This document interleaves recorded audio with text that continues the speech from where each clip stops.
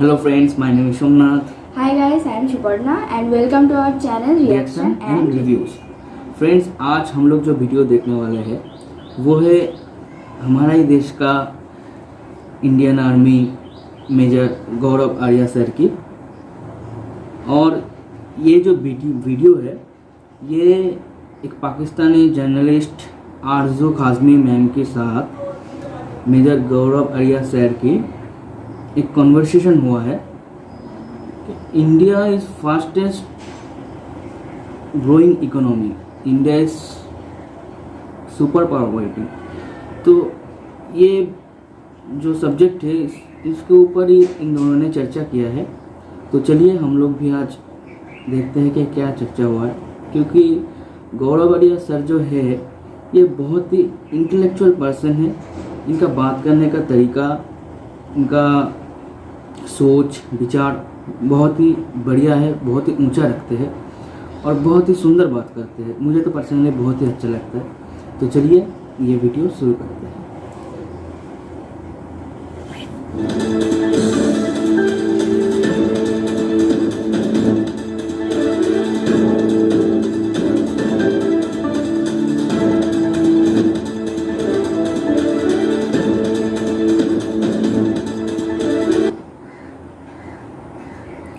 अस्सलाम वालेकुम, नमस्कार, सत श्री अकाल एंड गुड इवनिंग। मैं हूं आरजू काज़मी और आप देख रहे हैं पॉइंट ऑफ व्यू। हमें जी ज्वाइन किया है मेजर गौरव आर्या ने। बहुत शुक्रिया सर कि आज आप आए हैं, थैंक यू सो मच। और सर सबसे पहले वैसे तो बहुत सारी न्यूज़ हैं आज आपसे डिस्कस करने के लिए, लेकिन अगर हम पाकिस्तान से शुरू करें तो आज क्योंकि जो हमारे यहाँ के एक हैं यानी कि जो टीटीपी वगैरह के साथ भी बात करते हैं और दूसरी जगह भी उनका काफ़ी आना जाना है, बैरिस्टर सैफ, उनका कहना है कि जी बिल्कुल जो स्वात का इलाका है और कई दूसरे इलाके जो हैं वहाँ पर टीटीपी वाले मौजूद हैं, उनके साथ बातचीत चल रही है और उन्होंने यही कहा है कि वो किसी एरिया पर भी कब्जा नहीं कर रहे हैं लेकिन अटैक कर रहे हैं। आपके ख्याल से ये सब क्या हो रहा है और क्या हम दोबारा से जो कुछ साल पहले स्वात की एक कंडीशन थी कि जिसमें बहुत से लोग जो हैं वो इस्लामाबाद आ गए थे अपना एरिया छोड़कर, आपको लगता है कि दोबारा वही कुछ होने जा रहा है? शायद 2010 की या 9 की बात है, इस तरह की सिचुएशन बनी थी। देखिए, ये तहरीक तालिबान पाकिस्तान जैसी जो आउटफिट्स होती हैं, जो तंजीमें होती हैं आरजू जी, वो क्या होती हैं मैं आपको बताता हूँ। ये पानी के जैसे होते हैं, इनका कोई फिक्स्ड मामला तो रहता नहीं है। आप उनको ये नहीं कह सकते वो ज़मीन घेरेंगे, जिस दिन उनको लगेगा कि उनकी इतनी ताकत है वो ज़मीन भी घेर लेंगे। आज वो सिर्फ लोगों में अपना इन्फ्लुएंस बढ़ा रहे हैं। तो दे डोंट लुक जैसे कि हम लोग मॉडर्न लोग हैं या हम लोग एक मॉडर्न तरबियत हासिल करे हुए, मॉडर्न इल्म हासिल करे हुए हम लोग हैं। तो हम लोग विक्ट्री और डिफीट को, यानी कि जीत और हार को, फतेह को या हार को, हम लोग एक हमारा नज़रिया है उसको देखने का। जो समय है, समय कैसे बीतता है उसको देखने का हमारा नज़रिया है। लेकिन ये जो तालिबान वाले हैं, चाहे अफगान तालिबान हो या तहरीक तालिबान पाकिस्तान हो, इनकी लड़ाई इस तरीके की है नहीं। ये कह रहे हैं मैं नहीं तो मेरा बेटा नहीं तो उसके बेटे का बेटा कभी ना कभी तो होगा। इसीलिए इनसे रशियंस भी परेशान थे, इनसे अमेरिकन्स भी परेशान थे, because the concept of victory and defeat is very different from yours and mine. हम जो, और आप या आपका मुल्क या कोई और मुल्क या भारत या चीन, अमेरिका, जिसको हम जीत और हार समझते हैं, उनको ये पश्तून जो है ख़ास तौर से ये उस तरीके से जीत और हार उसको नहीं समझते हैं। तो ये कहना कि आज उन्होंने एरिया में कब्ज़ा नहीं करा है पर लेकिन वहाँ पे इन्फ्लुएंस है, तो इन्फ्लुएंस है, वो अपनी कचहरियाँ वहाँ पे चला रहे हैं, वहाँ पे लोगों से हफ्ता कलेक्ट कर रहे हैं, सरकारी इदारे उनको हफ्ता दे रहे हैं, सरकारी इदारे उनको पैसा दे रहे हैं ज़िंदा रहने के लिए। वहाँ पे कई ऐसी जगह हैं जहाँ पे फौज नहीं जाती, आपकी पुलिस तो खैर बिल्कुल भी नहीं जाती। तो ये एक किस्म का कंट्रोल ही है आरजू जी। तो अगर आप ये समझ रहे हैं कि कंट्रोल का सिर्फ ये मतलब है कि वहाँ से वो लोग उनकी मतलब प्रॉपर उनकी सरकार नहीं चलती, तो अभी ठीक है उनकी सरकार नहीं चलती, लेकिन वो तो वही चाहते हैं तहरीक तालिबान पाकिस्तान वाले कि उनका एक आइन हो, कुरान शरीफ को अपना आइन बोलते हैं। तो आज नहीं तो कल नहीं तो परसों वो करेंगे जब करेंगे। मेजर साहब, एक चीज़ जो बहुत टाइम के बाद कहीं से यानी पाकिस्तान गवर्नमेंट की तरफ से ही कह लें कि मानी गई है, वो ये कि वहाँ पर लोग मौजूद हैं और उनके पास हथियार भी हैं। ये भी आज प्रेस कॉन्फ्रेंस चल रही थी बैरिस्टर सैफ की, जिसमें उन्होंने बहुत डिटेल से जो है हर चीज़ का बताया, कई लोगों के नाम बताए जो उनके ग्रुप के हैं यानी टीटीपी वालों के, और ये भी बताया कि 2 ग्रुप्स हैं जिसमें से एक जो है वो बातचीत पे तैयार है, दूसरा कहता है हम बातचीत नहीं करेंगे। उसमें भी उन्होंने कई डिटेल्स और नाम दिए उन लोगों के, और ये भी मान लिया कि हाँ हथियार भी हैं उनके पास और वो पैसा भी ले रहे हैं। तो ये एक चेंज या एक बदलाव आपको क्यों लग रहा है पाकिस्तान गवर्नमेंट? क्या आप समझ रही है कि हैंडल नहीं हो रहा इसलिए मान गए सब कुछ? देखिए, मुझे तो ऐसा लग रहा है कि क्योंकि ये अफगान तालिबान के साथ हैं, उनके अंडर में हैं, और अफगान तालिबान के जो अमीर हैं अखुंज़ादा, आई थिंक उनका नाम है, ऐसी कुछ नाम है, तो उनको अपना ये लीडर मानते हैं, अपना कायद मानते हैं। तो आरजू जी 2 उन्होंने दल बना लिया, यानी कि 2 पार्टीज उन्होंने बनवा ली तहरीक तालिबान पाकिस्तान में। इसको अंग्रेजी में गुड कॉप और बैड कॉप कहते हैं। एक हैं जो लड़ते हैं, लोगों को मारते हैं, हफ्ता लेते हैं, फौज पे हमला करते हैं, इनोसेंट पाकिस्तानीज पे हमला करते हैं, और दूसरे ये कि नहीं हम मुज़ाकरात करेंगे। तो बेसिकली क्या है, जो नेगोशिएशन होंगे ना, अच्छा है दोनों तहरीक तालिबान पाकिस्तान, तो कोई ये गलती ना करे पाकिस्तान में समझने के लिए कि दोनों अलग हैं। ये एक सांप के 2 चेहरे हैं। ये सांप वही है, उसका जो धड़ है वो वही है, उसके मुंह 2 हैं सांप के, एक काटेगा एक पुचकारेगा, एक काटेगा एक पुचकारेगा। यही तहरीक तालिबान पाकिस्तान कर रहा है। और ये क्यों कर रहा है आरजू जी? Why is it doing that? It is doing that for the simple reason that when they come to the negotiating table, जब ये negotiating table पे आते हैं और negotiating table पे बैठते हैं आरजू जी, उस वक्त they should have the upper hand, negotiate from a position of strength, है ना? तो negotiation वाला भी कोई चाहिए। तो ये कहने ने हमें बात करनी है पाकिस्तान से। अब बात करेंगे, जिसका पल्ला भारी होगा उस वक्त, जिसका भी पल्ला भारी होगा उस वक्त, उसकी बात negotiating table पे रह जाएगी। तो दूसरी जो तालिबान है, जो लड़ रही है, जो कह रही है हम बात नहीं करेंगे, उनकी ये रिस्पॉन्सिबिलिटी है कि जैसे मैं अक्सर ये एग्जांपल देता हूं तो लोग कहते हैं साहब मेजर साहब आपने क्या वियर्ड सा एग्जांपल दिया है, बड़ा अजीब व गरीब। पर जैसे कि जब गोश्त में पपीता लगाते हैं ना उसको गलाने के लिए, तो ये दूसरा तालिबान वही काम कर रहा है, ये पपीता लगा रहा है धीरे धीरे। सही, ये बदमाश है अर्जुन जी, इन पे ये भरोसे के लायक नहीं है। तहरीक तालिबान पाकिस्तान, ये they do not recognise the sovereignty of Pakistan. ठीक है, ये मामला या तो इस तरफ होगा या उस तरफ होगा, ये बीच वाले में सलटने वाला मामला नहीं है। खैर इतनी आसानी से तो मेरा नहीं ख्याल कि पाकिस्तान की साइड से भी कोई इतनी कमजोरी दिखाई जाएगी। यकीनन कोशिश तो पूरी होगी कि इनको कंट्रोल किया जाए। ये जो तरीका है इनको मार देने का वो वही किया जाए। मगर साथ साथ अगर हम देखें कि अभी रिसेंटली जनरल बाजवा का अमेरिका का विजिट था, उस पर काफ़ी बातें की गई और ये भी कहा गया कि क्योंकि अमेरिका ही डिसाइड करता है, वैसे ये भी बहुत से पाकिस्तानियों को समझ आ गया है कि हमारा आर्मी चीफ तक जो है वो अमेरिका ही बताता है कि जी किसको लगा देंगे। और बात है कि अगर हम हिस्ट्री में जाएं तो हमेशा से हमने यही देखा है कि जो गवर्नमेंट भी किसी आर्मी चीफ को लाती है, चाहे वो भुट्टो साहब हों या आगे अगर हम देख लें नवाज शरीफ जो है वो लाए इमरान खान, तो वो आर्मी चीफ उनके ऊपर हावी हो गया और वो गवर्नमेंट गई। चाहे वो भुट्टो की देखें, ज़वलक और सब हिस्ट्री में अगर देख लें। तो आपको क्या लग रहा है कि अभी फिर बाजवा साहब जो अमेरिका गए थे और वहाँ से बातचीत करके आए हैं, तो नया आर्मी चीफ अपॉइंट करने की बात की गई थी या आपके ख्याल से एक्सटेंशन लेने की बात की गई? और साथ साथ कि इमरान खान का अब क्या होगा? ये जो बार बार ऑडियो लीक्स आ रही हैं, इससे फ़र्क क्या पड़ता है गवर्नमेंट को? देखिए, हर एक एजिटेशन का एक लाइफ साइकिल होती है। कोई भी एजिटेशन अनएंडिंग नहीं चलता।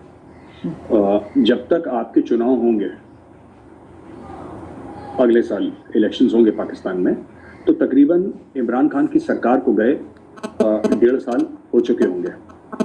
1.5 years, लगभग 1.25 साल से लेकर 1.5 साल इमरान खान की सरकार को आरजू जी जिसको कहते हैं कि गए हुए हो चुके होंगे। तो उसमें इशू क्या होता है मैं आपको बताता हूँ।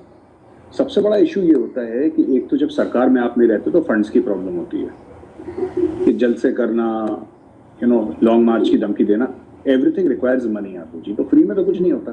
पहली चीज़ ये, जनरल बाजवा साहब गए अमेरिका बताने के लिए कि साहब ये आर्मी चीफ बनने वाला है जो दूसरा आर्मी चीफ है। I don't think general Bajwa extension लेंगे। I don't think general Bajwa extension लेंगे। I think general Bajwa will leave, और जनरल बाजवा के जाने के बाद ये दूसरा जो आर्मी चीफ आएगा, जहाँ तक मैं सुन रहा हूँ सीनियरिटी के प्रिंसिपल पे आएगा। और ये जो इमरान खान कहते हैं ना कि इम्पोर्टेड हुकूमत, यानी कि तो आर्मी चीफ भी तो इम्पोर्टेड रहे हैं पाकिस्तान के। आर्मी चीफ पाकिस्तान में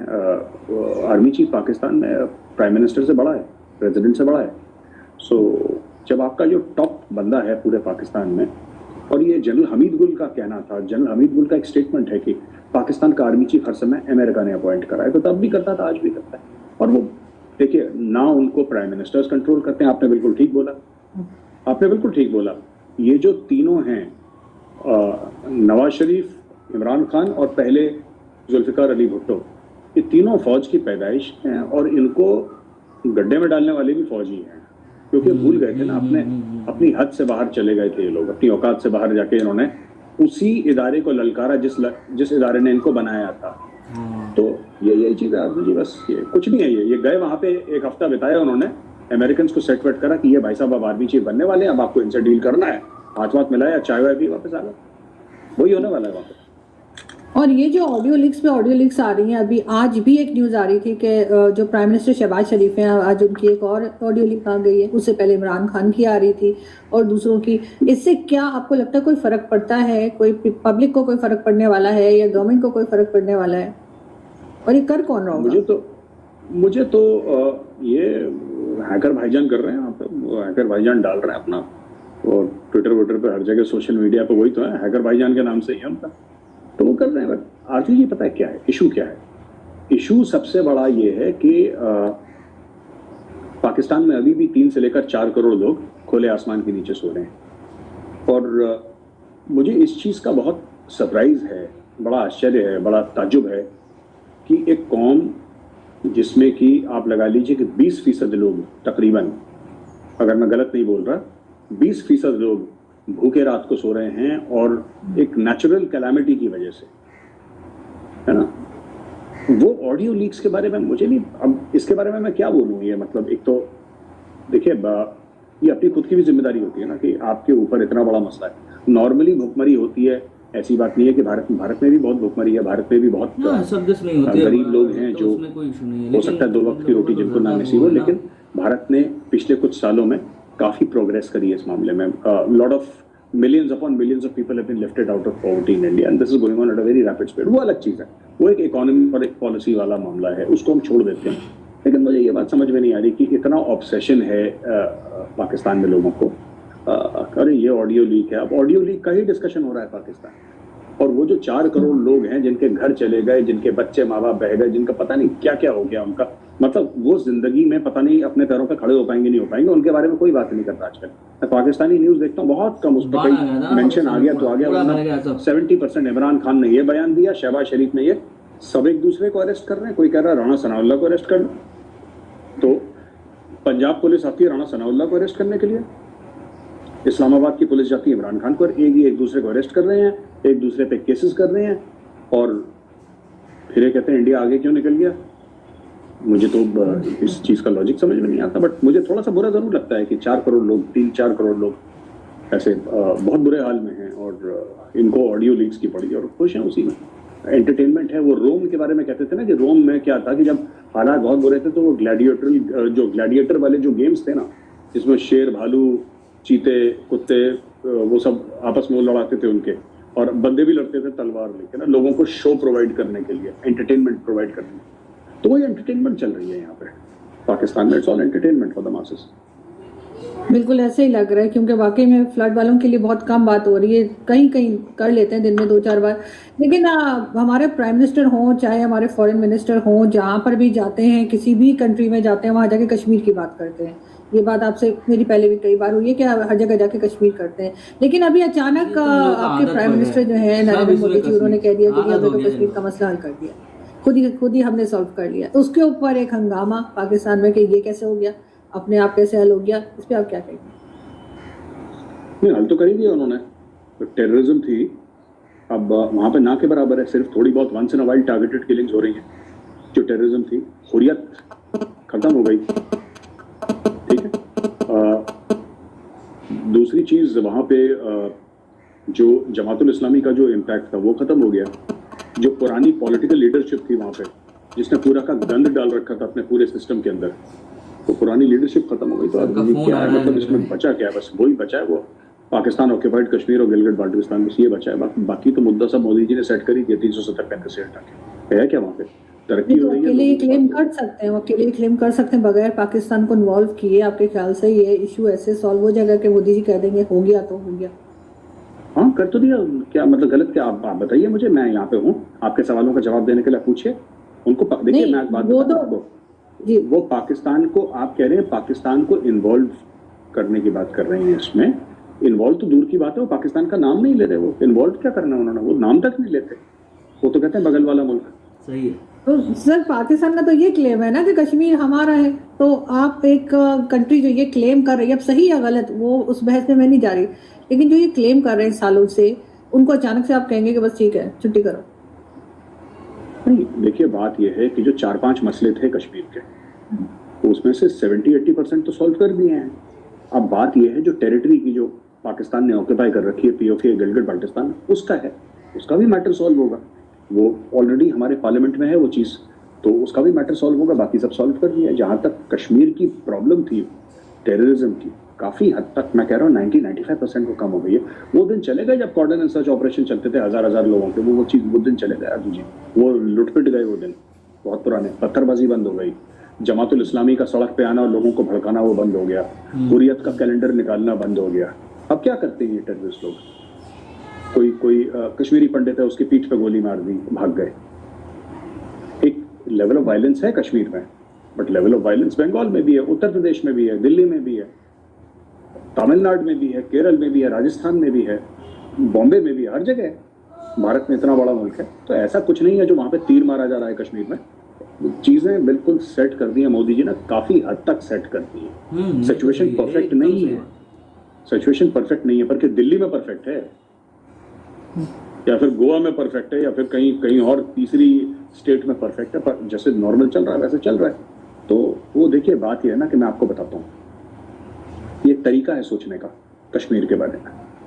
पाकिस्तान ने 75 साल से कश्मीर के ऊपर कुछ करा नहीं, सिर्फ एक बात बोली है, यूएन रेजोल्यूशन या फिर ये जो दहशतगर्द तंजीमें हैं, वो